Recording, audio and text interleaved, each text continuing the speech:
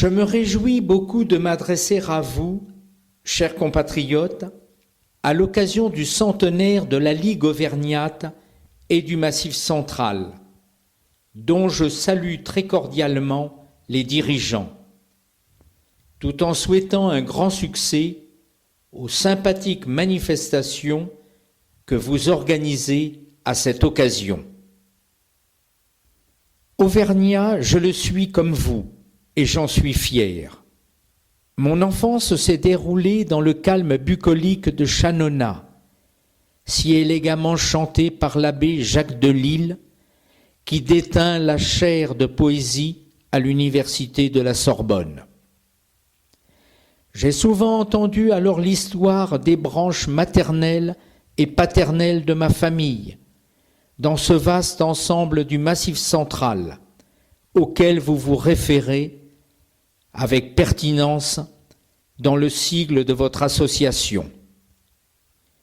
Je reprendrai volontiers l'opinion de mon grand-père, fondateur de la Fédération républicaine du Massif central, le sénateur Jacques Bardou, qui écrivait « J'ai quelque vergogne à l'avouer. Je ne suis qu'un provincial. Que dis-je ? Pire encore, un plateau central.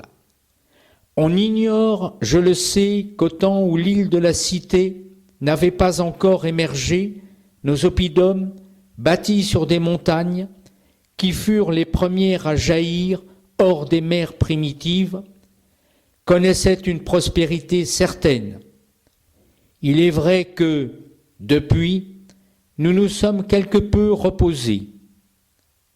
Les Arvernes ne passent plus pour des Athéniens, mais ces Béotiens de la province lointaine constituent une croissante majorité.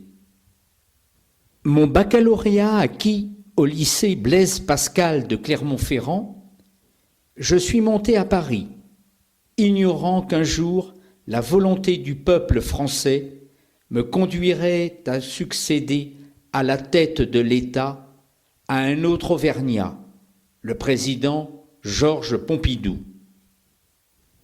À Paris, j'ai apprécié toute la chaleur de la solidarité auvergnate, mais j'ai mesuré aussi le vaste rayonnement de notre communauté dans les domaines les plus divers, et le spirituel jugement d'Alexandre Vialat, que vous connaissez bien, m'a paru quelque peu restrictif. Ce bel ouvrage raconte la longue histoire, je devrais dire la légende des Auvergnats de Paris, et décrit les multiples activités dans lesquelles nous nous sommes illustrés, n'hésitons pas à l'affirmer. À la tête de la région Auvergne depuis mars dernier, c'est à ce titre aussi que je m'adresse à vous. Face aux difficultés économiques que connaît l'Auvergne, comme notre pays, nous devons réagir.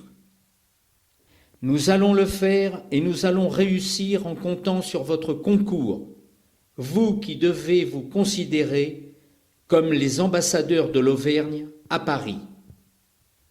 L'année prochaine, nous célébrerons dignement le centenaire de la naissance d'un des plus grands écrivains français, Henri Pourrat, tant il est vrai qu'avec le temps, un juste hommage a été rendu à l'auteur de Gaspard des Montagnes, qui a enchanté nos rêves d'adolescents. Mais auparavant, c'est le centenaire de votre ligue que vous commémorez avec faste, en cette fin d'année 1986. Je vous adresse des souhaits très cordiaux pour une longue prospérité de votre association qui a travaillé et continuera d'œuvrer pour la défense et la promotion de cette région Auvergne, si chère à nos cœurs.